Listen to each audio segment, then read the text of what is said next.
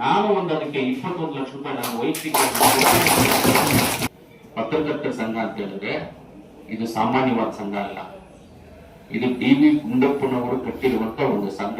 ಮೊದಲನೇದಾಗಿ ಎಲ್ಲ ಜಿಲ್ಲಾ ಪತ್ರಕರ್ತರ ಸಂಘದ ಎಲ್ಲ ಸದಸ್ಯರಿಗೂ, ಪತ್ರಕರ್ತರ ಮಿತ್ರರಿಗೂ ಎಲ್ಲರಿಗೂ ದೇವರು ಒಳ್ಳೇದು ಮಾಡಲಿ, ಕೋಲಾರಮ್ಮನ ಆಶೀರ್ವಾದ ಇರಲಿ, ನಿಮ್ಮೆಲ್ಲ ಆರೋಗ್ಯ ಭಾಗ್ಯ ಎಲ್ಲ ದೇವರಲ್ಲಿ ಪ್ರಾರ್ಥನೆ ಮಾಡ್ತಾ ಇವತ್ತು ಕಾರ್ಯನಿರತ ಪತ್ರಕರ್ತರ ಸಂಘದ ಪ್ರಮಾಣ ಪತ್ರ ಧನ್ಯವಾದಗಳು ಹೇಳ್ತೀನಿ. ಈ ಕಾರ್ಯಕ್ರಮದಲ್ಲಿ ಭಾಗವಹಿಸಿರ್ತಕ್ಕಂಥ ಇವತ್ತು ನಮ್ಮ ಹೃದಯ ಭಾಗದಲ್ಲಿರ್ತಕ್ಕಂಥ ಪತ್ರಕರ್ತರ ಸಂಘದ ಕಟ್ಟಡದಲ್ಲಿ ಭವನದಲ್ಲಿ ಸೇರಿರುವಂತಹ ನಮ್ಮ ಶಿವಾನಂದ್ ದರ್ಗು ಸಾಹೇಬರು, ರಾಜ್ಯಾಧ್ಯಕ್ಷರು, ಅವರು ಅಲ್ಲಿಂದ ಎಲ್ಲರಿಗೂ ಬಂದಿದ್ದಾರೆ. ಅಂದ್ರೆ ನಮ್ಮ ಪತ್ರಕರ್ತರ ಮೇಲೆ ಅಭೂತಪೂರ್ವವಾದಂತ ಒಂದು ಲವ್ ಇದೆ ನಿಮಗೆ. ಅಂದ್ರೆ ನಮ್ಮ ಪತ್ರಕರ್ತರ ಮೇಲೆ ಒಳ್ಳೆ ವಿಶ್ವಾಸ ಇರೋದ್ರಿಂದ ಅಲ್ಲಿಂದ ಎಲ್ಲರಿಗೂ ಬಂದಿದ್ದಾರೆ ಸರ್, ತುಂಬಾ ಧನ್ಯವಾದಗಳು. ಅದೇ ರೀತಿ ನಮ್ಮ ಅಧ್ಯಕ್ಷರಾದಂತ ಚಂದ್ರಶೇಖರ್ ಅವರು, ಅದೇ ರೀತಿ ನಮ್ಮ ವಾಸುದೇವಳ್ಳ ಸಾಹೇಬರು ಹಿರಿಯರು, ಗೋಪಿನಾಥ್ ಅವರು ಹಿರಿಯರು, ಎಲ್ಲರಿಗೂ ಗೊತ್ತಿದೆ, ಅವರು ಆಗ್ಬೋದು, ಮುರಾಜಣ್ಣ ಅವರು ಸಂಘದಲ್ಲಿ ಇದ್ದು ಎಲ್ಲರೂ ನೀವೆಲ್ಲ ಕಷ್ಟಪಟ್ಟಿದ್ದು ಮಾಡಿದ್ರು. ಆಮೇಲೆ ಅನಂತರಾಮ ಸಾಹೇಬರು, ಅವ್ರಿಗೂ ನಾನು ಧನ್ಯವಾದಗಳನ್ನು ತಿಳಿಸ್ತೀನಿ ಸರ್. ಇಲ್ಲಿ ಪತ್ರಕರ್ತರ ಸಂಘದಲ್ಲಿ ನಮ್ಮ ರಾಜಕಾರಣಿಗಳಿಗೆ ಮಾತಾಡೋದಕ್ಕೆ ಏನು ಇರೋದಿಲ್ಲ. ಪತ್ರಕರ್ತರ ಸಂಘದಲ್ಲಿ ಮಾತಾಡೋದಕ್ಕೆ ನಮ್ಗೇನು ಇರೋದಿಲ್ಲ. ಈಗ ತಾನೇ ನೀವು ಚುನಾವಣೆ ನಡೆದಿದೆ ಅಂತ ಹೇಳ್ತಾ ಇದ್ರಿ. ಇವತ್ತು ಚುನಾವಣೆ ನಡೆದ ಪತ್ರಗಳು ಕೊಡ್ತಾರೆ. ಕೋಲಾರಮ್ಮನ ಸಚಿವಾಗಲೂ ನನಗೆ ಚುನಾವಣೆ ನಡೆದಿದೆ ಅಂತ ಗೊತ್ತಾಗಿದ್ದು ನಿನ್ನೆನೆ. ನನಗೆ ಅದ್ರ ಮುಂಚೆ ನನಗೆ ಗೊತ್ತೇ ಆಗಿಲ್ಲ ಚುನಾವಣೆ ನಡೀತಾ ಇದೆ ನಮ್ಗೆ ಗೊತ್ತಿಲ್ಲ. ನಾನೇನು ಏನೊಂದು ಪ್ರಮಾಣ ಪತ್ರ ನಾನು ಆಮೇಲೆ ಬಿಡ್ಲಿಕ್ಕೆ ಏನ್ ಬಿಡ್ಲಿ ಅಂತ ಆ ಚುನಾವಣೆ ಆಮೇಲೆ ನಮ್ಮ ಇವರು ವಿ.ಕೆ. ಪ್ರಕಾಶ್ ಫೋನ್ ಮಾಡಿದ್ರು. ನಮ್ಮ ವಿ.ಕೆ. ಅಂತೀವಿ ಪ್ರಕಾಶ್ ಅವ್ರನ್ನ. ನಮ್ಮ ಪ್ರಕಾಶ್ ಅವ್ರ ಸರ್ ಗೊತ್ತಾಗಿಲ್ಲ ಅದು ಏನು ಒಂದು ಹಿಂಗೆ ಚುನಾವಣೆ ಆಯ್ತಾ ಅಂತೆ. ಹೌದು ಸರ್ ಚುನಾವಣೆ ಆಯ್ತು ಅಂದ್ರು. ಹೌದಾ ಸರ್ ನಮ್ಗೆ ಮುಂದಕ್ಕೆ ಬಂದಿಲ್ಲ, ನಮ್ಗೆ ಗೊತ್ತೇ ಇಲ್ಲ ಸರ್, ನಾವ್ ಹೇಳಲ್ಲ ಹಂಗೆ ಅಂತ ಹೇಳಿದ್ರು. ಒಳ್ಳೆ ಕೆಲಸ. ಇನ್ನೊಂದೇನು ಅಂತಂದ್ರೆ ಪತ್ರಕರ್ತರ ಸಂಘ ಅಂತ ಹೇಳಿದ್ರೆ ಇದು ಸಾಮಾನ್ಯವಾದ ಸಂಘ ಅಲ್ಲ. ಇದು ಡಿ.ವಿ. ಗುಂಡಪ್ಪನವರು ಕಟ್ಟಿರುವಂತ ಒಂದು ಸಂಘ. 2030-32 3 ವರ್ಷ ಆಗುತ್ತೆ. ಹೌದಲ್ಲ ಸರ್? 2034-32ಕ್ಕೆ 100 ವರ್ಷ ಆಗುತ್ತೆ ಈ ಸಂಘ. ಇದು ಡಿ.ವಿ. ಗುಂಡಪ್ಪನವ್ರನ್ನ ನಾವು ನೆನೆದೇ ಇರುವಂತ ದಿವಸನೇ ಇಲ್ಲ. ಯಾರೋ ಒಬ್ಬರು ನೆನೆಸ್ಕೊಳ್ತಾರೆ ಇರ್ತೀವಿ. ಡಿ.ವಿ. ಗುಂಡಪ್ಪನವ್ರ ಸಾಧನೆಗಳು ನೆನೆಸ್ಕೊಳ್ತೀವಿ. ಆ ರೀತಿಯಲ್ಲಿ ಪತ್ರಕರ್ತರ ಸಂಘ ಅಂತ ಹೇಳಿದ್ರೆ ಈ ಜಿಲ್ಲೆಗೆ ಒಂದು ಮರ ಇದ್ದಂಗೆ, ಆಲದ ಮರ ಇದ್ದಂಗೆ. ಆಲದ ಮರದಲ್ಲಿ 100 ಜನ ಆಶ್ರಯ ಪಡೆಯಬಹುದು. ಅಂದ್ರೆ ಪತ್ರಕರ್ತರ ಆ ಆಲದ ಮರದ ಕೆಳಗಡೆ ಲಕ್ಷಾಂತರ ಜನಕ್ಕೆ ನ್ಯಾಯ ಸಿಗುವಂತ ಜಾಗ ಅಂದ್ರೆ ಈ ಪತ್ರಕರ್ತರ ಸಂಘ. ಕೋರ್ಟ್ ಅಲ್ಲಿ ನ್ಯಾಯ ಸಿಗಬಹುದು, ಆದ್ರೆ ಪತ್ರಕರ್ತರು ಏನಿದೆ ಅಂತ ಒರಿಜಿನಲ್ ಆದಂತ ಒಂದು ಮಾಹಿತಿಯನ್ನ ಪಬ್ಲಿಕ್ಗೆ, ಜನಗಳಿಗೆ ತಲುಪಿಸ್ತಾರಲ್ಲ, ಅದು ತುಂಬಾ ಮುಖ್ಯವಾದಂತ ಒಂದು ವಿಚಾರ ಪತ್ರಕರ್ತರಲ್ಲಿ. ಖಂಡಿತವಾಗ್ಲೂ ಪತ್ರಕರ್ತರು ಹೆಂಗೆ ಅಂತ ಹೇಳಿದ್ರೆ, ಮೊದಲು ನಾನು ಮುಳಬಾಗ್ಲಲ್ಲಿ 2003 ನಾನು ಈ ತಟ್ಟೆ ಲೋಟ ಕೊಡಕ್ ಹೋದೆ. ನಾನು ಮಕ್ಕಳಿಗೆ ಬಿಸಿ ಊಟ, ಅಕ್ಷರ ದಾಸೋಹ ಊಟ ಇದೆಯಲ್ಲ, ಬಿಸಿ ಊಟಕ್ಕೆ ಮಕ್ಕಳಿಗೆ ನಾನು ಒಂದು ಜಾಗದಲ್ಲಿ ನೋಡಿದ್ದೆ. ಎಲ್ಲಿ ನಮ್ಮ ಹೆಬ್ಬಣಿ ಊರಲ್ಲಿ ನಮ್ಮ ಅಪ್ಪ ಟೀಚರ್ ಒಬ್ರು ಇದ್ರು. ಅವರು ಅಂಗಡಿ ಇಟ್ಕೊಂಡಿದ್ರಲ್ಲಿ. ನಾನು ಬೈಕಂಡ್ ನಾವು ದೇವಸ್ಥಾನಕ್ಕೆ ಹೋಗಿ ಬರ್ಬೇಕಂದ್ರೆ ನಾನು, ನನ್ನ ಮಗ, ನನ್ನ ಹೆಂಡತಿ ಗಾಡಿಗೆ ನನ್ನ ಕಾರ್ ನಿಲ್ಸ್ಬಿಟ್ಟು, ನನ್ನ ಮಗಳಿಗೆ ಬಂದ್ಬಿಟ್ಟು ಅವಾಗ ಒಂದು 6 ತಿಂಗಳು 8 ತಿಂಗಳು ಇರ್ಬೋದು. ನನ್ನ ಮಗಳಿಗೆ ಬಂದು ನನ್ನ ಕಾರ್ ನಿಲ್ಸ್ಬಿಟ್ಟು ನಮ್ಮ ಅಪ್ಪ ಅವರು ಟೀಚರ್ ಹತ್ರ ಮಾತಾಡೋಣ ಅಂತ ಅವ್ರ ಹತ್ರ ಮಾತಾಡಿದ್ರು. ನನ್ನ ಮಗನ ಕೈ ಹಿಡ್ಕೊಂಡು ಕರ್ಕೊಂಡು ಹೋಗ್ತಾರೆ. ಚಿಕ್ಕವನು, ಅವನಿಗೆ 3 ವಯಸ್ಸು, ಹಿಡ್ಕೊಂಡು ಹೋಗ್ತಾರೆ. ಅವನ ಒಂದು ಹುಡುಗಿಯಲ್ಲಿ ತಿಪ್ಪೆನಲ್ಲಿರುವಂತ ಕುಂಬಳಕಾಯಿ ಎಲೆನ ಕಿತ್ಕೊಂಡು ಊಟ ಹಾಕ್ಸ್ಕೊಂಡು ಬಂದು ತಿಂತಾರೆ. ಕಿತ್ಕೊಂಡಿದ್ದು ನಾನು ನೋಡಿ, ಯಾಕಂದ್ರೆ ಅಂಗಡಿನಲ್ಲಿ ಕೂತಿದ್ದೀನಲ್ಲ, ನಾನು ಅಂಗಡಿಯಲ್ಲಿ ಎದುರುಗಡೆ ಶಾಲೆ ಇರೋದು. ನಾನು ನೋಡಿದೆ ಅದನ್ನ. ನಮ್ಮ ಮಗ ಕೇಳ್ದ, ಅವ್ನು ಚಿಕ್ಕವನ್ 3 ವರ್ಷ, ಅವ್ರು ಯಾಕೆ ಹಂಗೆ ತಿಂತ ಅಂದ್ರೆ ಅವ್ನು ನೋಡಿಲ್ವಲ್ಲ ಅದು ಎಲೆನಲ್ಲಿ ತಿಂದಿರೋದು. ನಾವೆಲ್ಲ ತಿಂದಿದ್ವಿ, ಎಲೆನೆಲ್ಲ ಬಂಡೆ ಮೇಲೆ ಇಟ್ಕೊಂಡು ತಿಂದಿದ್ವಿ ನಾವೆಲ್ಲ. ಅವ್ನು ಕೇಳ್ದ, ಏನಪ್ಪ ಒಂದು ತಟ್ಟೆ ಒಂದು ಲೋಟ ಕೊಡ್ಸಪ್ಪ ಅಂತ. ನನ್ನ ಮಗ ಅಲ್ಲಿ ಒಂದು ತಟ್ಟೆ ಕೊಡ್ಸು, ಲೋಟನ ಕೊಡ್ಸ್ಬಿಡ್ರಿ ಅಂತ ಹೇಳಿದ್ರು. ಆಯ್ತು ಕೊಡ್ಸೋಣ. ನೋಡಿದ್ರೆ ಎಲ್ಲೂ ಸಿಗ್ಲಿಲ್ಲ ನನಗೆ. ಆಮೇಲೆ ನಾನು ನರಸಿಂಹ ಅಂತ ರೀಸೆಂಟ್ ಆಗಿ ಒಂದು ತಿಂಗಳ ತೀರ್ಕೊಂಡ. ಅವನು ನಾವಿಬ್ರು ಚರ್ಚೆ ಮಾಡಿ ಈ ತರ ಕೊಡ್ಬೇಕು ಅಂತೆ. ಆವತ್ತು ನನ್ನ ಊರುಗಳೊಳಗಡೆ ಹೋಗ್ಬೇಕಂದ್ರೆ ನಾನು ಭಯ. ಏನೋ ರಾಜಕಾರಣಿಗಳು ಏನ್ ಮಾಡ್ತಾರೋ, ಊರುಗಳಲ್ಲಿ ಹುಡಿತಾರೇನೋ, ಯಾಕೋ ನಿಮ್ಗೆ ಕೊಡ್ತಾ ಇದ್ದೀನಿ, ಬೈತಾರೆ, ನನ್ ಭಯ. ಆವತ್ತು ನನ್ಗೆ ಯಾರಾದ್ರೂ ಧೈರ್ಯ ತುಂಬಿದ್ದಾರೆ, ನೀವು ಬನ್ನಿ, ನಿಮ್ ಜೊತೆ ನಾವಿದೀವಿ, ಯಾರು ಮಾತಾಡ್ತಾರೋ ನಾವು ನೋಡ್ತೀವಿ ಅಂತ ಹೇಳಿದ್ದು ಅಂದ್ರೆ ಇದೇ ದೇವಾನಂದ್, ವಿಜಯ ಕರ್ನಾಟಕ ಪ್ರಕಾಶ್ ಅವರು, ಆಮೇಲೆ ನಮ್ಮ ಜಮುನಹಳ್ಳಿ ಕೃಷ್ಣಣ್ಣವರು. ಇವರೇ ಅವತ್ತು ನನಗೆ ಧೈರ್ಯ ಕೊಟ್ಟು ಊರುಗಳಲ್ಲಿ ಬೆಳಗ್ಗೆಯಿಂದ ಸಾಯಂಕಾಲವರೆಗೂ ನಾನು ಒಂದು 10-15 ಸ್ಕೂಲ್ ಕೊಡೋವರೆಗೂ ಬೆಳಗ್ಗೆಯಿಂದ ಸಾಯಂಕಾಲವರೆಗೂ ನನ್ನ ಜೊತೆಯಲ್ಲಿದ್ದು ಅದೆಲ್ಲ ಕೊಟ್ಮೇಲೆ ನನಗೆ ಮಾರ್ಗದರ್ಶನ ಇಲ್ಲಿ. ನನ್ ಸ್ಪೀಚ್ ಮಾಡದೇ ಬರ್ತಾ ಇರ್ಲಿಲ್ಲ. ಮಾತಾಡ್ತೀನಿ ಸ್ಕೂಲಲ್ಲಿ ಮಾತಾಡಕ್ ಹೋಗಿ ಇನ್ನೂ ಬಚ್ಚಿಟ್ಕೊಡ್ತಾ ನಾನು ಮಾತಾಡಪ್ಪ, ನನ್ಗೆ ಗೊತ್ತಿಲ್ಲ ಅಂತ ಹೇಳ್ಬಿಟ್ಟು ಬಚ್ಚಿಟ್ಕೊಳ್ತಾ ಇದ್ದೆ. ಆವಾಗ ಧೈರ್ಯವನ್ನು ತುಂಬಿ ನನ್ನನ್ನ ಸ್ಪೀಚ್ ಮಾಡೋದಕ್ಕೆ ಕಲಿಸ್ಕೊಟ್ಟಿದ್ದೆ ಪತ್ರಕರ್ತರು. ಆವತ್ತು ನಾನು ಅವರೆಲ್ಲ ಜೊತೆಯಲ್ಲಿ ಇಟ್ಕೊಂಡು, ನಾನು ಅವ್ರ ಜೊತೆಲಿ ಇಟ್ಕೊಂಡಿದ್ದಲ್ಲ, ಅವರು ಪತ್ರಕರ್ತನ ನಮ್ಮನ್ನ ಜೊತೆಯಲ್ಲಿ ಇಟ್ಕೊಂಡು ಊರು ಸುತ್ತಾಡಿಸಿ ನಿಮ್ ಮಕ್ಕಳು ಒಳ್ಳೆ ಕೆಲಸ ಮಾಡ್ತಾ ಇದೆಯಪ್ಪ, ಇದನ್ನು ಮಾಡುವಂತೆಗೆ ಎಂಟೇ ತಾಲೂಕನ್ನ ಒಂದು ಶಾಲೆ ಬಿಟ್ಟರೆ ನಾನು ಎಲ್ಲ ಶಾಲೆಗಳು ಕರ್ಕೊಂಡೋಗಿ ಇವತ್ತು ಈ ಮಟ್ಟಕ್ಕೆ ಬರ್ಬೇಕಂದ್ರೆ ಅದ್ರದ್ದು ಇವ್ರದ್ದು ಒಂದು ಪತ್ರಕರ್ತರದ್ದು ಒಂದು ಭಾಗ ಇದೆ ಅಂತ ಹೇಳೋದಕ್ಕೆ. ಇವತ್ತೇನೇ ಒಂದು ಒಳ್ಳೇದಾಗ್ಬೇಕಂದ್ರೂ ಕೆಟ್ಟದಾಗ್ಬೇಕಂದ್ರೂ ಪತ್ರಕರ್ತರು ತುಂಬಾ ಇಂಪಾರ್ಟೆಂಟ್. ಪತ್ರಕರ್ತರು ತುಂಬಾ ಇಂಪಾರ್ಟೆಂಟ್. ಇವತ್ತೇನಾದ್ರೂ ಕೋಲಾರ ಜಿಲ್ಲೆನಲ್ಲಿ ಏನಾದ್ರೂ ಒಂದು ವಿಚಾರ ಎಲ್ಲೋ ನಡೆದಿದೆ ಅಂತ ಹೇಳಿದ್ರೆ ಆ ವಿಚಾರವನ್ನ ಎತ್ತಿ ಜನರಿಗೆ ತೋರಿಸುವಂತವ್ರು ನೀವೇ. ಒಳ್ಳೇದಿದು ಕೆಟ್ಟದಿದು ಅಂತ ತೋರಿಸುವಂತವ್ರು ನೀವೇ. ಜನಗಳಿಗೆ ತಿಳುವಳಿಕೆ ಬರ್ಬೇಕಂದ್ರೆ ಈ ನೀವು ತೋರಿಸುವಂತ ನ್ಯೂಸ್ ಇಂದ ತಿಳುವಳಿಕೆಗಳು ಬರ್ತವೆ. ಕಲಿಯುವಂತದ್ದು ತುಂಬಾ ಇರ್ಬೋದು, ಆದ್ರೆ ಕಲಿದೇ ಇರುವಂತದ್ದು ಕಮ್ಮಿ ಇರುತ್ತೆ. ಅದರಲ್ಲಿ ಕಲಿಯುವುದು ತುಂಬಾ ಇರುತ್ತೆ, ಕಲಿದೇ ಇರುವುದು ಕಮ್ಮಿ ಇರುತ್ತೆ ಅಂತ ಹೇಳೋದಕ್ಕೆ ಇಷ್ಟಪಡ್ತೀನಿ. ಆಮೇಲೆ ಪತ್ರಕರ್ತರ ವಿಚಾರಕ್ಕೆ ಬಂದಾಗ ನನಗೆ ಮೊದಲಿಂದಾನು ಒಂಥರ ವಿಶ್ವಾಸ ಪತ್ರಕರ್ತರಲ್ಲಿ.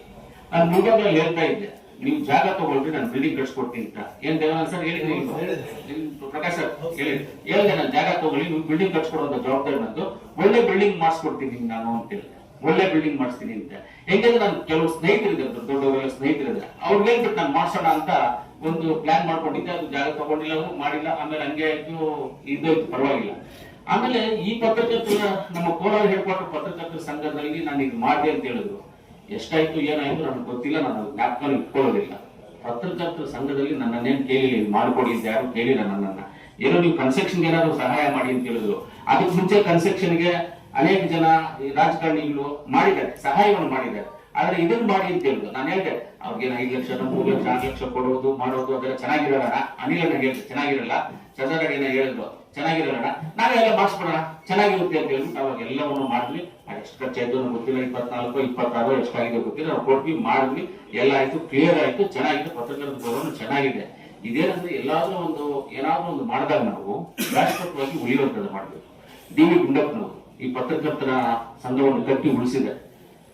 ನಾವಿದ್ರು ಯಾರಿದ್ದು ಯಾರು ಹೆಂಗಿದ್ರು ನೆನೆಸ್ಕೊಂಡು ಹೋಗ್ತಾ ಇರ್ತೀವಿ. ಇದನ್ನ ಈ ರೀತಿಯಲ್ಲಿ ಏನಾದ್ರೂ ಉಳಿಯುವಂತ ಕೆಲಸವನ್ನ ನಾವು ಮಾಡ್ಬೇಕಾಗ್ತದೆ. ಆಮೇಲೆ ಇನ್ನೊಂದು ಹೇಳ್ತೀನಿ, ನಮ್ಮ ವಾಸುದೇವಣ್ಣ ಸಾಹೇಬರು ಆಮೇಲೆ ನಮ್ಮ ಆನಂದರಾಮ್ ಸಾಹೇಬರು ಕೆಲವೊಂದು ಮಾತುಗಳು ಮಾತಾಡಿದ್ರು. ಕೆಲವೊಂದು ಆಗಲಕಾಯ ತರ ಇರ್ಬೋದು, ಅದು ಕಹಿ ಇರ್ಬೋದು, ಆದ್ರೆ ಆರೋಗ್ಯಕ್ಕೆ ಒಳ್ಳೆಯದು. ಅದನ್ನ ಮಾತ್ರ ತಿಳ್ಕೊಳ್ಳಿ ಪತ್ರಕರ್ತರು ಅಷ್ಟೇ. ಆರೋಗ್ಯಕ್ಕೆ ಆಗಲಕಾಯ ನಾವು ಆಗಲಕಾಯ ತಿನ್ನಕ್ಕಾಗುತ್ತಾ? ಕಹಿ ಇರುತ್ತೆ, ಆದ್ರೆ ಆರೋಗ್ಯಕ್ಕೆ ಒಳ್ಳೇದೇ ಕೆಟ್ಟದ? ಆರೋಗ್ಯಕ್ಕೆ ಒಳ್ಳೆಯದು. ಕೆಲವೊಬ್ಬರು ಜಿಲೇಬಿಗಳು ಕೊಟ್ಬಿಡ್ತಾರೆ ನಿಮ್ಗೆ. ನಾನು ಜಿಲೇಬಿ ತಿಂದ್ರೆ ಮುಗಿದ ಕತೆ, ಶುಗರ್ ಐಯಲ್ಲಿ ರೋಗ ಏನೋ ಆಗ್ಬಿಡ್ತಾರೆ. ಕರೆಕ್ಟ್ ಆಗಿ ಸರ್ ಜಿಲೇಬಿ ಚೆನ್ನಾಗಿರ್ತದೆ ಅಂತ ಜಾಸ್ತಿ ತಿಂದ್ರೆ ಏನಾಗುತ್ತೆ, ಹೆಚ್ಚು ಕಮ್ಮಿ ಆಗುತ್ತೆ. ಆಗಲಕಾಯಿ ತಿಂದು ನಿಮ್ಗೆ ಏನೂ ಆಗೋದು, ಇನ್ನು ಒಳ್ಳೇದು, ಆರೋಗ್ಯಕ್ಕೆ ಒಳ್ಳೇದು, ಆರೋಗ್ಯಕ್ಕೆ ಒಳ್ಳೇದದ್ದು.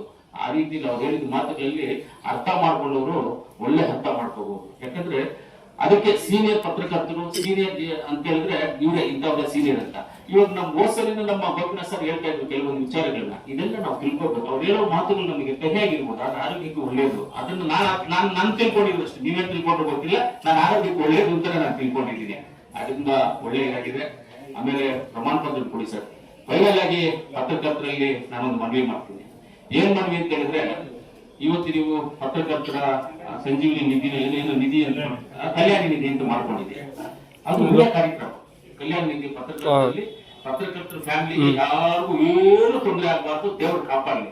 ಹಾಗೂ ಅನ್ಎಕ್ಸ್ಪೆಕ್ಟೆಡ್ ಆದಾಗ ಏನೋ ಪತ್ರಕರ್ತರ ಸಂಘದಿಂದ ಸಹಾಯ ಮಾಡಿ ಅಂತ ಹೇಳಿದ್ದಾರೆ. ನಾನು ಹೇಳ್ತಾ ಇದ್ದೀನಿ, ಇವತ್ತು ನೀವು ಅನುಮತಿ ಕೊಟ್ರೆ ನಾನು ಅದಕ್ಕೆ 21 ಲಕ್ಷ ರೂಪಾಯಿ ನಾನು ವೈಯಕ್ತಿಕ ಅದು ನಾನು 21 ಲಕ್ಷ ಕೊಡ್ತೀನಿ. ಆಮೇಲೆ ಸಂಘದಲ್ಲಿ ಏನಾದ್ರು ಕನ್ಸ್ಟ್ರಕ್ಷನ್ ಅಭಿವೃದ್ಧಿ ವಿಚಾರ ಇದ್ರೆ ಹೇಳಿ, ನನ್ನ ಕಡೆಯಿಂದ ಸರ್ಕಾರದಿಂದ ನನ್ನ KLD ಫಂಡಿಂದ 5 ಲಕ್ಷ ಕೊಡ್ತೀನಿ. ಅನಿಲನ್ ಅವರು ನನಗೆ ಮೆಸೇಜ್ ಮಾಡಿದ್ದಾರೆ, ನಾನು ಒಂದು 5 ಲಕ್ಷ ಕೊಡ್ತೀನಿ. ಯಾವ್ದಾದ್ರು ಅಭಿವೃದ್ಧಿ ಕೆಲಸ ಇದ್ರೆ ಹೇಳಿ, ನಾನು ನಂದು 5 ಲಕ್ಷ 10 ಲಕ್ಷ ರೂಪಾಯಿ ಅದನ್ನು ಕೊಡ್ತೀವಿ. ಅದಾಗಿ ನಾನು ಯಾಕಂದ್ರೆ ಇದು ಉಪಯೋಗವಾಗುವಂಥದ್ದು. ಪತ್ರಕರ್ತರೆಲ್ಲ 2 ವೀಲರ್ ಹೋಗ್ತಾ ಇದೆ, ಬಿದ್ರು ಒಂದು ಕಾಲ ಬಿಡಬಾರ್ದು, ದೇವ್ರು ಚೆನ್ನಾಗಿ ಕಾಪಾಡಲಿ, ಅವ್ರಿಗೆ ಬಿಡಬಾರ್ದು. ನಾನು ಅದನ್ನ ಪ್ರಾರ್ಥನೆ ಮಾಡಿ ಏನೋ ಅನ್ಎಕ್ಸ್ಪೆಕ್ಟೆಡ್ ಆಯ್ತು ಅವ್ರಿಗೆ ಸಹಾಯ ಮಾಡುವಂತದ್ರಲ್ಲಿ ಸ್ವಲ್ಪ ಏನು. ಇವಾಗ ನಮ್ಮ ಚಂದ್ರ ಹೇಳಿದ 1 ಕೋಟಿ ರೂಪಾಯಿ ನಾವು ಹಚ್ಕೊಂಡು ಹೋಗ್ಬೇಕು. ಅದನ್ನ ಫಂಡ್ಸ್ ನ 1 ಕೋಟಿ ಹಚ್ಕೊಂಡು ಒಂದು 75,000 ಬರ್ಬೋದಿಲ್ಲ ತಿಂಗಳಿಗೆ ಬಡ್ಡಿ 1 ಕೋಟಿಗೆ ಅಷ್ಟೆಲ್ಲ ಸರ್. 75,000 ಬರ್ಬೋದು, ನಮ್ಗೆ ಗೊತ್ತಿಲ್ವಲ್ಲ, ನಾವೆಲ್ಲ ಫಿಕ್ಸೆಡ್ ಡಿಪಾಸಿಟ್ ಮಾಡಿಲ್ಲ. 72,000 ಇವಾಗ ಅಂದ್ರೆ 72,000 ರೂಪಾಯಿ ಒಂದ್ ತಿಂಗಳಿಗೆ 70,000 ಬಂದ್ರು ಸಾಕು. ಅಂದ್ರೆ ಏನೋ ಅವ್ಗೆ ನಡ್ಸ್ಕೊಂಡು ಹೋಗ್ಬೋದು. ಅಷ್ಟರೊಟ್ಟಿಗೆ ಹೇಳ್ಕೊಂಡು ಹೋಗ್ಬೇಕು. ಖಂಡಿತವಾಗ್ಲೂ ನಾವೆಲ್ಲ ನಿಮ್ ಜೊತೆ ಇರ್ತೀವಿ, ಅದನ್ನ ಹೇಳ್ಕೊಂಡು ಹೋಗೋಣ. ನಾನು ಒಂದು 21 ಲಕ್ಷ ರೂಪಾಯಿಯನ್ನ ಆ ದೇಣಿಗೆಗೆ ನನ್ನ ವೈಯಕ್ತಿಕವಾಗಿ ನಾನು ಅದನ್ನು ಕೊಡ್ತೀನಿ. ಆಮೇಲೆ ಪತ್ರಕರ್ತರಿಗೆ ನಿವೇಶನ ಅಂತ ಹೇಳಿದ್ರು. ಸುಳ್ಳು ಹೇಳೋದು ನಾವು ಹೇಳಬಾರ್ದು, ಏನಾಗಲಿ ಹೇಳಿದ ಮೇಲೆ ನಡ್ಕೋಬೇಕು. ಕರೆಕ್ಟ್ ಆಗಿಲ್ವಾ? ಇವತ್ತು 10 ಕಿಲೋಮೀಟರ್ ಇಲ್ಲಿ ನಮ್ಮ ಮುಂಡಾಜನವರು 10 ಕಿಲೋಮೀಟರ್ ಸರೌಂಡಿಂಗ್ ಅಲ್ಲಿ ಎಲ್ಲಾದ್ರೂ ಪತ್ರಕರ್ತರಿಗೆ ನಿವೇಶನ ಅಂತ, ಖಂಡಿತವಾಗ್ಲೂ ಸರ್ ಪತ್ರಕರ್ತರಿಗೆ ನಿವೇಶನಕ್ಕಾಗಿ 5 ಎಕರೆ ಜಮೀನು ಕೊಡಿಸುವಂತ ಜವಾಬ್ದಾರಿಯನ್ನ ನಾನು ತಗೊಳ್ತೀನಿ. ಏನಾದ್ರೂ ನಿಮ್ಗೆ ಗೊತ್ತಿರುವಂತ ಜಾಗದಲ್ಲಿ ಗೌರ್ಮೆಂಟ್ ಜಾಗ ಇದೆ ಅಂತ ಹೇಳಿದ್ರೆ ನೀವು ಅಂತದನ್ನ ಮಾಹಿತಿ ಏನಾಗಿದೆ ಇದ್ರೆ ಮಾಹಿತಿ ನನಗೆ ಕೊಡಿ, ನನ್ನ ಖಂಡಿತವಾಗ್ಲೂ 5 ಎಕರೆ ಕೊಡಿಸುವಂತ ಕೆಲಸ ಮಾಡ್ತೀನಿ ಅಂತ ಹೇಳ್ತಾ, ಆಮೇಲೆ ಇನ್ನ ಒಂದನ್ನ ಹೇಳ್ತೀನಿ ನಾನು, ಒಂದು ವೇಳೆ ಸರ್ಕಾರದಿಂದ ಕೊಡಕ್ಕೆ ಆಗದೇ ಇದ್ರೆ, ಸರ್ಕಾರದಿಂದ ಕೊಡಕ್ಕೆ ಆಗ್ತಾ ಇದ್ರೆ ಬೇರೆ ರೀತಿಯಲ್ಲಿ ಏನ್ ಮಾಡ್ಬೇಕು ಅಂತ ನನ್ಗೆ ಗೊತ್ತಿದೆ. ಅದು ಪಬ್ಲಿಕ್ ಆಗಿ ಹೇಳ್ತಾ ಇದ್ದೀನಿ, ನಿಮ್ಮ ಹತ್ರ ಬರೀತೀರ ಬೇಡ, ಅದನ್ನು ನಾನು ಮಾಡ್ತೀನಿ. ಒಟ್ಟಿನಲ್ಲಿ ಯಾವುದೋ ಒಂದು ರೀತಿಯಲ್ಲಿ ನೀವು ಮಾಡ್ಕೊಡುವಂತ ಜವಾಬ್ದಾರಿಯನ್ನ ನಾನು ತಗೊಂಡು ನಾನು ಮಾಡ್ತೀನಿ. ಹೌದೌದು, ಅದ್ರ ಕೊಡಿಸ್ಬಿಟ್ಟು ಅದರಿಂದ ಸೈಟಿಂಗ್ ಮಾಡಿ ನೀವೆಲ್ಲ ಪತ್ರಕರ್ತರು ಹಂಚ್ಕೋಬಹುದು. ನಾನು ಹೇಳ್ತಾ ಇರೋದು ಜಿಲ್ಲಾ ಪತ್ರಕರ್ತರ ಸಂಘಕ್ಕೆ ಕೊಡಿಸ್ತೀನಿ ಅಂತ ಹೇಳ್ತಾ ಇರೋದಲ್ಲ, ಈ ತಾಲೂಕ್ ಸಂಘ, ತಾಲೂಕಿನ ನಮ್ಮ ಕೋಲಾರ ತಾಲೂಕು ಅವ್ರಿಗೆ ಹೇಳ್ತಾ ಇದ್ದೀನಿ ನಾನು. ಕೋಲಾರ ನೀವು ಜಿಲ್ಲೆ ನಮಗ್ ಗೊತ್ತಿಲ್ಲ, ಜಿಲ್ಲೆ ಕೇಳ್ಕೊಳ್ಳಿ ನೀವು. ತಾಲೂಕ್ ಪರವಾಗಿ ಹೇಳ್ತಾ ಇದ್ದೀನಿ ನಾನು ಅಷ್ಟೇ. ತಾಲೂಕಲ್ಲಿ ಕೊಡಿಸ್ತೀವಿ, ಜಿಲ್ಲಾ ಪತ್ರಕರ್ತರ ಸಂಘದಲ್ಲಿ ನಾವು ಮಾತಾಡ್ತಾ ಇದ್ದೀವಿ. ಆದ್ರೆ ಇಲ್ಲಿರ್ತಕ್ಕಂಥ ಹೌದು, ಓಕೆ ಸರ್, ಹಂಗೆ ಮಾಡೋಣ ಸರ್, ನೀವೇನಾದ್ರೂ ಮಾಡಿ ಪರವಾಗಿಲ್ಲ. ತಾಲೂಕು ಅಂತ ನಾವ್ ಹೇಳ್ಬೋದು ಸರ್, ಆಯಾ ತಾಲೂಕಲ್ಲಿ ಅವ್ರು ಕೊಟ್ಟರೆ ಚೆನ್ನಾಗಿರುತ್ತೆ ಸರ್. ಅವ್ರು ಆಯಾ ತಾಲೂಕಲ್ಲಿ ಅವ್ರು ಕೊಟ್ರೆ ಚೆನ್ನಾಗಿರುತ್ತೆ ಅಂತ ಅನ್ಕೊಳ್ತೀನಿ. ನಾನು 5 ಎಕರೆ ಕೊಡಿಸುವಂತ 5 ಎಕರೆ ಕೊಡಿಸುವಂತ ಕೆಲಸವನ್ನ ನಾನು ಮಾಡ್ತೀನಿ, ಅದ್ರಲ್ಲಿ ಡೌಟೇ ಇಲ್ಲ. ನೀವು ಅದನ್ನ ನಾನು 5 ಎಕರೆ ಕೊಡಿಸ್ತೀನಿ ಅಂತ ನೀವು ನಂಬ್ಕೊಳ್ಳಿ, ನೀವು ಬರ್ಕೊಳ್ಳಿ, ಪೇಪರ್ ಅಲ್ಲಿ ನೀವು ಪರ್ಮನೆಂಟ್ ಆಗಿ ಕೊಡ್ತೀರಾ, ಬರ್ಕೊಳ್ಳಿ, ನಾನು ಕೊಡಿಸ್ತೀನಿ, ಗ್ಯಾರಂಟಿಯಾಗಿ ಕೊಡ್ತೀನಿ. ಆಮೇಲೆ ಈ ಬೇಡಿಕೆಗೂ ಕೊಡ್ತೀವಿ. ಖಂಡಿತವಾಗ್ಲೂ ನಾನು ನಮ್ಮ ಕೋಲಾರ ಪತ್ರಕರ್ತರು ನಾನು ಒಂದು ಹೇಳ್ಕೊಳ್ಳೋದಕ್ಕೆ ಇಷ್ಟಪಡ್ತೀನಿ. ನಮ್ಮ ಪತ್ರಕರ್ತರ ಬಗ್ಗೆ ಕೆಲವರು ಎಲ್ಲರೂ ಬಂದ್ಬಿಟ್ಟು ತಪ್ಪು ಮಾಹಿತಿಗಳು ಇದು ಮಾಡ್ತಾರೆ. ಏನಂದ್ರೆ ಈ ಪತ್ರಕರ್ತರು ಅಲ್ಲಲ್ಲಿ ದುಡ್ಕೋಸ್ಕರ ಹೋಗ್ತಾರೆ, ಇಲ್ಲಿ ಹೋಗ್ತಾರೆ, ಇಲ್ಲಿ ಹೋಗ್ತಾರೆ, ಇಲ್ಲಿ ಹೋಗ್ತಾರೆ ಅಂತ. ದೇವರಾಣೆಗೂ ಇದುವರೆಗೂ ನಾನು MLA ಆಗಿ 2.5 ವರ್ಷ ಆಗಿದೆ, ನನ್ನ ಹತ್ರ ಯಾರು ಬಂದಿಲ್ಲ. ನನ್ನ ಹತ್ರ ಯಾರು ಬಂದಿಲ್ಲ ಸರ್, ನನ್ನ ಹತ್ರ ಯಾರು ಬಂದಿಲ್ಲ, ಯಾರು ಕೇಳಿಲ್ಲ. ನಮ್ಗೇನಾದ್ರೂ ಸಹಾಯ ಮಾಡಿ ಯಾರು ಕೇಳಿಲ್ಲ, ಯಾರು ಸಹಾಯ ಮಾಡಿ ಅಂತ ನಮ್ಗೇನು ಕೇಳಿಲ್ಲ. ಯಾರು ನನ್ನವರೆಗೂ ಇವತ್ತವರೆಗೂ ಬಂದೇ ಇಲ್ಲ. ಅದೊಂದು ನನಗೆ ಹೆಮ್ಮೆ ವಿಚಾರ, ಎಲ್ಲಾದ್ರೂ ಹೇಳ್ಕೊಬೇಕಂದ್ರೆ ಅದೊಂದು ಹೆಮ್ಮೆ ಮಾಡಿದೆ. ಈ ತರ ನಮ್ಮ ಪತ್ರಕರ್ತರು ತುಂಬಾ ಶುದ್ಧಸ್ಥರು ಅಂತ ನಾವು ಹೇಳ್ಕೊಡೋದಕ್ಕೂ ನಮ್ಗೊಂದು ಧೈರ್ಯ ಇದೆ ಅಂತ ಹೇಳ್ತಾ, ಯಾವತ್ತಾಗಿ ಸರ್ ಫೈನಲ್ ಆಗಿ ನಮ್ಮ ಕೋಲಾರ ಜಿಲ್ಲಾ ಕೋಲಾರ ತಾಲೂಕು ಪತ್ರಕರ್ತರ ಸಂಘಕ್ಕೆ ನಾವೆಲ್ಲರೂ ಯಾವತ್ತೂ ನಿಮ್ ಜೊತೆಗಿರ್ತೀವಿ. ನಾವ್ ಇನ್ನೊಂದು ಹೇಳಿದ್ದನ್ನ ನಡ್ಕೊಂಡು ಹೋಗ್ತೀವಿ.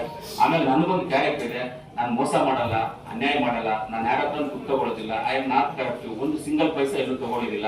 ನಾನು ಎಲ್ಲೇ ಆಗಿ ಯಾವ್ದೇ ಆಫೀಸರ್ ನೀವು ಕೋಲಾರ ತಾಲೂಕಲ್ಲಿ ಕೇಳ್ಕೋಬಹುದು ಸರ್, ಟ್ರಾನ್ಸ್ಫರ್ ಇಂತದಕ್ಕೆ ಒಂದೇ ₹1. ನಮ್ಮ ಕೋಲಾರ ಇರ್ತಕ್ಕಂಥ ಕಾಂಟ್ರಾಕ್ಟ್ ನೀವು ಯಾರಾದ್ರೂ ಕೇಳ್ಕೊಳ್ಳಿ, ಪತ್ರಕರ್ತರೆ ಹೇಳಿಬೇಕು. ನಾನು ಯಾರ ಹತ್ರ ಸಿಂಗಲ್ ಪೈಸಾ ಆಗಲಿ ಅವ್ರ ಪರ್ಸೆಂಟ್ ಅವ್ರ ಹತ್ರ ಟೀನು ಕುಡಿಯಲ್ಲ, ನಾನು ನನ್ನ ಕಾಸಲ್ಲೇ ನಾನು ಟೀ ಕುಡಿತೀನಿ. ಆಮೇಲೆ ನಾನು TAPSMC ಅಧ್ಯಕ್ಷ ಮುಗಿಬಾರ್ದು. 6 ಲಕ್ಷ ಇದ್ದಿದ್ದು ದುಡ್ಡನ್ನ ಇವತ್ತು 2.5 ಕೋಟಿಗೆ ತಂದಿದ್ದೀನಿ 5 ವರ್ಷದಲ್ಲಿ. TAPSMC ಒಬ್ಬರ ಸಿದ್ದೇಗೌಡರನ್ನ ಇವತ್ತು ಸಿಗೋ ರೀತಿಯಲ್ಲಿ ಮಾತಾಡಿದ್ರೆ ಅದಕ್ಕೆ ಸಾಕ್ಷಿ ಬಂದ್ಬಿಟ್ಟು ನಿಮ್ಮ ಪತ್ರಕರ್ತರು ಇದ್ದಾರೆ, ಏನ್ ಹೆಂಗ್ ನಡೀತಾ ಇದೆ ಇವತ್ತು ಪತ್ರಕರ್ತರು ನೋಡಿದ್ದಾರೆ. ಆಮೇಲೆ ಅಲ್ಲಿ ನಾನು ಗೌರವಧನ ಬಂದು ಒಂದು ಮೀಟಿಂಗ್ಗೆ ₹500 ಕೊಡ್ತಾರೆ. ಆ ₹500 ನಾನು ಯಾರಾದ್ರೂ ಹೋಗ್ತಾ ಇದ್ದಾಗ ಏನಾದ್ರು ಕೇಳ್ಕೊಂಡು ಅವ್ರು ಕೊಟ್ಬಿಡ್ತೀನಿ ₹500. ಇಲ್ಲ ಅಂತ ಎಲ್ಲ ಪೇಪರ್ ಅದು ಕವರ್ ಹಂಗೆ ಇಟ್ಕೊಂಡಿರ್ತೀನಿ. ಒಂದ್ಸಲ ನನ್ನ ಮೊಮ್ಮಗಳು ಕೊಟ್ಬಿಟ್ಟೆ ಅದನ್ನ, ತಗೋಪ್ಪ ನಂದಿದು ಅಂತ. ಒಂದ್ಸಲಿ ದೇವ್ರ ಹುಂಡಿನೆಲ್ಲ ಆಗ್ತದೆ, ಈ ತರ ಕೊಟ್ಬಿಟ್ಟು ನಾನು. ಆಮೇಲೆ ಸೊಸೈಟಿನಲ್ಲಿ ಟೀ ನನ್ನ ಕಾಸಿಂದ ತರಿಸ್ಕೊಂಡು ಕುಡಿತೀನಿ. ಇವ್ರು ಯಾರಾದ್ರೂ ಬಂದಾದ್ರೂ ಕಾಫಿ ಟೀ ನನ್ನ ಏನ್ ಸರ್ ನನ್ನ ಕಾಸಿಂದಲೇ ಕಾಫಿ ಟೀ ತರಿಸ್ಕೊಡ್ತೀನಿ. ನಾನು ಯಾವುದಕ್ಕೆ ಎಕ್ಸ್ಪೆಕ್ಟ್ ಮಾಡೋದಿಲ್ಲ, ಏನಕ್ಕೆ ಎಕ್ಸ್ಪೆಕ್ಟ್ ಮಾಡೋದಿಲ್ಲ ಸರ್. ನಾನೇನು ಬಿಸ್ನೆಸ್ ಮಾಡ್ತಾ ಇಲ್ಲ ಸರ್, ನಂದು ಇವಾಗ ಏನು ಇಲ್ಲ ಸರ್, ಬಿಟ್ಬಿಟ್ಟಿದ್ದೀನಿ, ಎಲ್ಲ ಬಿಟ್ಬಿಟ್ಟಿದ್ದೀನಿ. ಬಿಸ್ನೆಸ್ ಎಲ್ಲ ಬಿಟ್ಬಿಟ್ಟಿದ್ದೀನಿ. ಮಕ್ಕಳು ದೊಡ್ಡವರಾಗಿದ್ರೆ ಅವ್ರು ನೋಡ್ಕೊಳ್ತಾರೆ, ನಾನೇನು ಮಾಡೋದಿಲ್ಲ. ನನಗ್ ಬರೋ ನನ್ಗೆ ಸರ್ ನೆಮ್ಮದಿಯಾಗಿದ್ದೀನಿ ಅನ್ಕೊಂಡು ತೃಪ್ತಿ ಇದೆ, ಮಲಗೋದಕ್ಕೆ ನೆಮ್ಮದಿ ಇದೆ ಅಂತ ಹೇಳ್ತಾ, ಪತ್ರಕರ್ತರಿಗೆ ನಾನು ಯಾವತ್ತೂ ನಿಮ್ ಜೊತೆಲಿ ಇರ್ತೀನಿ. ನಿಮ್ ಜೊತೆಲಿದ್ದು ನಿಮ್ಮ ಅಭಿವೃದ್ಧಿಗೋಸ್ಕರ, ಪತ್ರಕರ್ತರ ಸಂಘ ಬರೋಕ್ಕೋಸ್ಕರ, ನಿಮ್ಮೆಲ್ಲರಿಗೋಸ್ಕರ ನಾವು ಇರ್ತೀವಿ ಅಂತ ಹೇಳ್ತಾ, ನನ್ನನ್ನು ಮಾತಾಡ್ಲಿಕ್ಕೆ ಅವಕಾಶ ಮಾಡಿಕೊಟ್ಟಿದ್ದೆ ಪತ್ರಕರ್ತರ ಸಂಘಕ್ಕೆ ಧನ್ಯವಾದಗಳನ್ನು ಹೇಳಿಸಿ ನಾನು ಮಾತಾಡ್ತೀನಿ.